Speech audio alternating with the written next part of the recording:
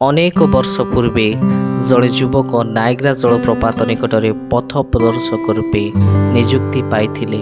Niagara ଜଳପ୍ରପାତର ସୌନ୍ଦର୍ଯ୍ୟରେ ଆକୃଷ୍ଟ ହୋଇ ପ୍ରତିଦିନ ଶହ ଶହ ଲୋକ ଏଠାକୁ ଆସୁଥିଲେ। ପ୍ରପାତ ନିକଟରେ ଥିବା ଜଳସ୍ରୋତରେ ନୌକାରେ ବସି ଆନନ୍ଦ ନେଉଥିଲେ। ଏହି ଯୁବକଟି ଏହିପରି ଏକ ନୌକାରେ ପଥ ପ୍ରଦର୍ଶକ ଥିଲେ ଏବଂ ପ୍ରପାତର ସୌନ୍ଦର୍ଯ୍ୟ ଦେଖିବାକୁ ଆସୁଥିବା ଦର୍ଶକମାନଙ୍କୁ ନୌକାରେ ନେଇ ଦର୍ଶନ କରାଉଥିଲେ। ଥରେ ତାଙ୍କର କିଛି କାମ ନଥିଲା ଓ ସେ ନୌକାରେ କିଛି ସମୟ ବିଶ୍ରାମ କରିବାକୁ ଚାହିଁଲେ। ସେଥିପାଇଁ ସେ ସ୍ରୋତର କିଛି ଦୂର ଉପରକୁ ଯାଇ ଲଙ୍ଗର ପକାଇ ନୌକାରେ ବିଶ୍ରାମ କରିବାକୁ ଲାଗିଲେ। ସ୍ରୋତର ଲହରୀରେ ନୌକାଟି ଦୋହଲୁଥିଲା ଏବଂ କ୍ରମାଗତ ନୌକାଟି ହଲିବାରୁ ଯୁବକଙ୍କୁ ନିଦ୍ରା ଘଟି ଆସିଲା। ସେ ଭାବିଲେ ଲଙ୍ଗର ଦ୍ୱାରା ନୌକାଟିକୁ ଦୃଢ଼ ଭାବରେ ବାନ୍ଧିଛନ୍ତି। ସେଥିପାଇଁ ସେ ନିଶ୍ଚିନ୍ତ ମନରେ ଲହରୀରେ ଦୋହଲୁଥିବା ନୌକାରେ ଶୋଇପଡ଼ିଲେ। କିନ୍ତୁ ସ୍ରୋତର ବେଗ ଅତି ପ୍ରଖର ଥିଲା, ତେଣୁକରି ନୌକାଟି ହଲି ହଲି ଲଙ୍ଗରରୁ ଫିଟିଗଲା। ମାତ୍ର ଯୁବକଟି ଏତେ ଗଭୀର ନିଦ୍ରାରେ ଶୋଇପଡ଼ିଥିଲେ ଯେ ନୌକା ଲଙ୍ଗରରୁ ଫିଟିଯିବା କଥା ମଧ୍ୟ ଜାଣିପାରିଲେ ନାହିଁ। ଶହ ଶହ ଦର୍ଶକ କୂଳରେ ଥାଇ ନୌକାରେ ଶୋଇପଡ଼ିଥିବା ଯୁବକଙ୍କୁ ଦେଖୁଥିଲେ। ନୌକାଟି ଲଙ୍ଗରରୁ ଫିଟିଯିବାରୁ ନୌକାଟି ଯେ ପ୍ରଖର ସ୍ରୋତରେ ଭାସିଯିବ ଏହା ସେମାନେ ଜାଣିପାରିଲେ। ସେଥିପାଇଁ ସେମାନେ ଯୁବକଟିର ଜୀବନ ବଞ୍ଚାଇବା ଉଦ୍ଦେଶ୍ୟରେ ଚିତ୍କାର କରିବାକୁ ଲାଗିଲେ।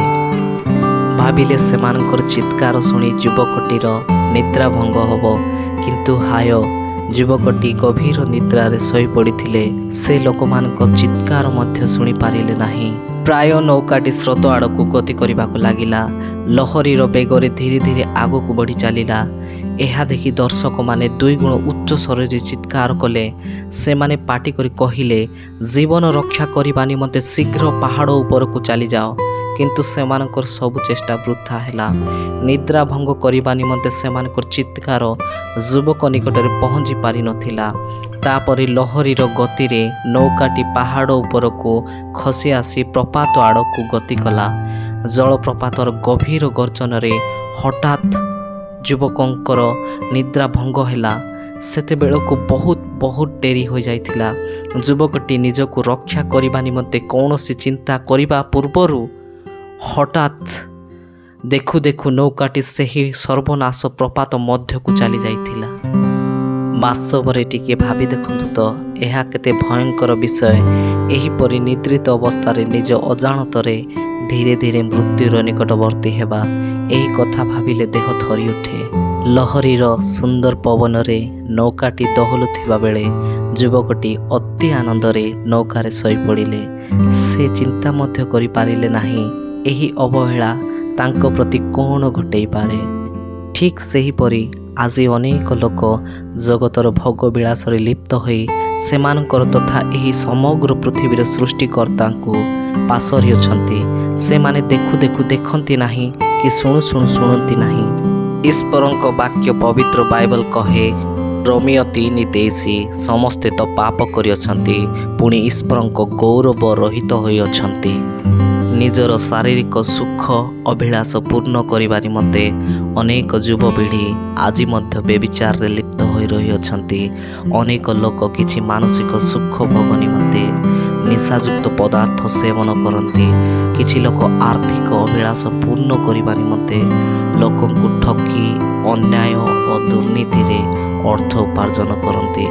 ଏହିପରି କହିବାକୁ ଗଲେ ଅନେକ ଲୋକ ବିଭିନ୍ନ ପ୍ରକାର ପାପରେ ଲିପ୍ତ ହୋଇ ରହିଅଛନ୍ତି, ଯଦ୍ୱାରା ସେମାନେ ଈଶ୍ୱରଙ୍କ ଠାରେ ଦଣ୍ଡର ପାତ୍ରପାତ୍ରୀ ହୋଇଅଛନ୍ତି। କିନ୍ତୁ ଈଶ୍ୱର ଚାହାନ୍ତି ନାହିଁ ଆମ୍ଭେମାନେ ସେହି ଅନନ୍ତ ମୃତ୍ୟୁ ଅଗ୍ନିମୟ ହ୍ରଦରେ ପଡ଼ି ସର୍ବଦା କଲବଲ ହେଉ।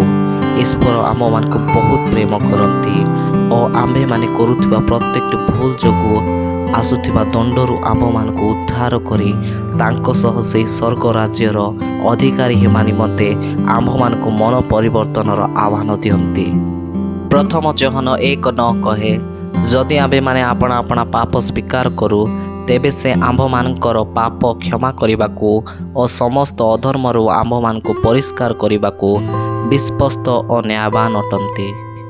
ଆଜି ମଧ୍ୟ ଈଶ୍ୱର ତାଙ୍କ ପ୍ରିୟ ଦାସମାନଙ୍କ ଦ୍ୱାରା ଆମ୍ଭମାନଙ୍କୁ ଏହି କଥା କହନ୍ତି। ଏଫିସିଓ 5:14 ହେ ନିଦ୍ରିତ ଜାଗ, ମୃତମାନଙ୍କ ମଧ୍ୟରୁ ଉଠ, ପୁଣି ଖ୍ରୀଷ୍ଟ ତୁମ୍ଭମାନଙ୍କୁ ଆଲୋକ ପ୍ରଦାନ କରିବେ।